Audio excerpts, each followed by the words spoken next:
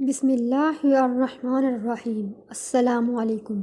پرانے وقتوں کی بات ہے کہ ایک ریاست پر ایک بادشاہ حکومت کیا کرتا تھا۔ وہ بادشاہ بڑا ہی عیش پرست اور سنگ دل انسان تھا۔ اس بادشاہ نے خون بہا کر ظلم و جبر کر کے عوام کے خلاف جا کر تخت سنبھالا اور اس کو حاصل کیا۔ اس لیے بادشاہت سنبھالنے کے بعد اس بادشاہ نے کبھی بھی کوئی ایسا کام نہیں کیا جس سے اس کی رعایا کو کوئی فائدہ ہو سکے۔ اس کے ساتھ ساتھ وہ حسن پرست انسان تھا۔ جہاں بھی اس کو خوبصورت لڑکی نظر آتی وہ اس کو اپنے بستر کی زینت بنا لیتا۔ لیکن اس بادشاہ کی ایک عجیب و غریب عادت تھی کہ وہ جس بھی لڑکی کو اپنے بستر کی زینت بناتا اس کے بعد اس کو اپنے سپاہیوں کے ہاتھوں قتل کروا دیتا تاکہ ایک بادشاہ کے ساتھ سوئی ہوئی لڑکی دوبارہ کسی عام آدمی کے ساتھ نہ سو سکے، اور اس بات کو وہ اپنے لیے کمتر سمجھتا تھا، لہٰذا وہ اس لڑکی کو قتل کروا دیتا۔ وقت گزرتا رہا اور اس کی عوام اپنے بادشاہ کی اس بری عادت کی وجہ سے تنگ آ چکی تھی، لیکن بادشاہ تھا، اس کی طاقت کے آگے بڑے بڑے آدمی کی بولتی بند ہو جاتی۔ ایک دفعہ وہ بادشاہ اپنے لشکر کے ساتھ دوسری ریاست پر حملہ کرنے کے لیے جا رہا تھا، کیونکہ اب اس کے اندر تخت کا نشہ اور بھی بڑھ چکا تھا۔ وہ چاہتا تھا کہ مزید ریاستیں اس کے قبضے میں آ جائیں۔ اسی دوران اس کا گزر ایک گاؤں سے ہوا کہ بادشاہ نے دیکھا کہ اس گاؤں کے اندر بہت زیادہ حسن سمایا ہوا ہے۔ اس چھوٹے سے گاؤں میں ہر ایک گھر میں خوبصورت اور حسین و جمیل لڑکی موجود ہے، اور اس گاؤں کی عورتیں اپنے مردوں کے شانہ بشانہ کھیتوں میں کام کر رہی تھیں۔ جب بادشاہ نے ان لڑکیوں کو دیکھا تو ساتھ ہی ایک وادی میں اپنے لشکر کو پڑاؤ کا حکم دے دیا اور اپنے خیمے میں جانے کے بعد ایک قریبی سپاہی کو حکم دیا کہ تم آج رات اس گاؤں میں جاؤ، اپنے وفادار سپاہیوں کے ساتھ ایک خوبصورت اور حسین و جمیل لڑکی اٹھا کر لاؤ، اور اس کے گھر والوں کو کہنا کہ اگر تم نے اس بات کا ذکر کسی کے سامنے کیا یا تم نے ڈھنڈورا پیٹا تو تمہارے پورے گاؤں کو لشکر کے گھوڑوں تلے رون دیا جائے گا۔ اس طرح وہ سپاہی گئے، ایک لڑکی کو اٹھا کر لائے، اور اس لڑکی کے گھر والے اپنے گاؤں کی خاطر خاموش ہو گئے، اور اس بادشاہ نے ساری رات اس لڑکی کے ساتھ گزار دی۔ جب صبح ہوئی تو بادشاہ نے سپاہیوں کو حکم دیا کہ اس لڑکی کو قتل کر کے اس کی لاش جنگل میں پھینک دی جائے۔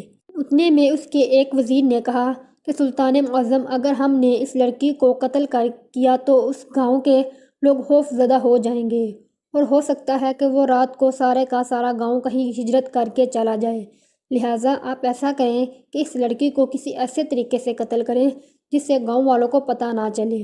بادشاہ نے کہا، وزیر تم ٹھیک کہہ رہے ہو۔ وزیر نے کہا، حضور اس گاؤں کے ساتھ میں ہی ایک اندھا کنواں ہے، آپ اپنے سپاہیوں کو حکم دیں کہ اس اندھے کنویں میں جا کر اس لڑکی کو پھینک دیں، اس سے اس لڑکی کا نام و نشان بھی مٹ جائے گا، اور اس سے لڑکی کی لاش بھی کسی کو نہیں ملے گی، اور اس کے گھر والے سمجھیں گے کہ لڑکی بادشاہ کے قبضے میں ہے، اور جب آپ تمام لڑکیوں کے ساتھ ایک ایک کر کے رات گزار لیں گے تو ہمارا لشکر اپنی منزل کی طرف بڑھ جائے گا۔ یہ ترکیب بادشاہ کو بہت پسند آئی، اور بادشاہ ہر خوبصورت لڑکی کے ساتھ وقت گزارتا اور صبح ہوتے ہی سپاہی اس کو اندھے کنویں میں پھینک دیتے۔ جب بادشاہ نے لطف اٹھا لیا تو اپنی منزل کی طرف روانہ ہو گیا۔ اگلی ریاست کو فتح کرنے کے بعد جب بادشاہ دوبارہ اسی گاؤں میں کے پاس سے گزرا تو وہ ساری لڑکیاں اس گاؤں میں بادشاہ کو کام کرتے ہوئے نظر آئیں جن لڑکیوں کے ساتھ بادشاہ وقت گزار چکا تھا۔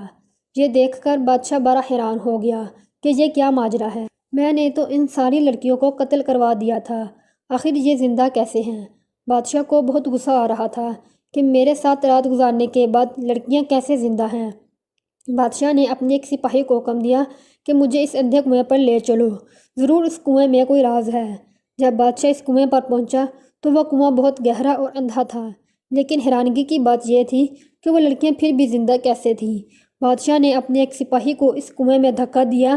جب اس کنویں میں دھکا دیا گیا تو اس کنویں کے نیچے لکڑی کا بنا ہوا دروازہ تھا، اور اس دروازے کے نیچے ایک سرنگ بنی ہوئی تھی۔ وہ سرنگ گاؤں میں جا کر کھلتی تھی، شاید وہ سرنگ کئی 100 سال پہلے کسی بادشاہ نے کھدوائی تھی، اور جب اس بادشاہ کے سپاہی اس لڑکی کو اس اندھے کنویں میں پھینک دیتے تو وزیر اپنے قریبی ذاتی سپاہیوں کے ساتھ اس کنویں میں چلا جاتا اور اس لڑکی کو اسی سرنگ کے ذریعے اپنے ماں باپ کے پاس بحفاظت پہنچا دیتا۔ بے شک بادشاہ ان کی عزت لوٹ لیتا، لیکن ان کی جان بچ جاتی، اور جب اس بات کی خبر بادشاہ کو ہوئی تو بادشاہ بہت غصے میں آ گیا کہ ابھی اور اسی وقت وزیر کو بلایا جائے، کیونکہ اس حقیقت کا بادشاہ کو پتہ چل چکا تھا جب بادشاہ نے اپنے وزیر کو اپنے پاس بلایا اور کہا کہ تم نے میرے ساتھ غداری کیوں کی؟ تم جانتے ہو کہ جس لڑکی کے ساتھ میں اپنا بستر بانٹ لوں تو پھر وہ کسی اور کے ساتھ کیسے سو سکتی ہے؟ تو اس نے کہا، بادشاہ سلامت، میں نے یہ آپ کی بھلائی کے لیے کیا ہے۔ بادشاہ نے کہا، وہ کیسے؟ وزیر نے کہا کہ گاؤں کے ایک بزرگ نے ایک دن مجھے اپنے پاس بلایا اور کہا کہ اگر ہمارے گاؤں کی ایک لڑکی کا بھی خون بہا تو میرے پاس ایک ایسا تریاک ہے جو میں تمہارے پانی میں ملا دوں گا، جو پانی تم پیتے ہو۔ اس سے نہ صرف تم سب بیمار ہو جاؤ گے بلکہ تمہارے گھوڑے بھی بیمار ہو جائیں گے۔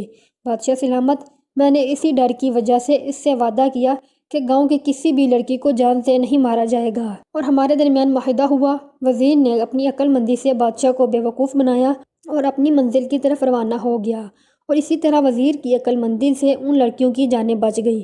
دوستو، امید ہے کہ آپ کو یہ واقعہ پسند آیا ہوگا۔ مزید اسی طرح کی اچھی ویڈیوز دیکھنے کے لیے ہمارے چینل کو سبسکرائب کیجیے گا۔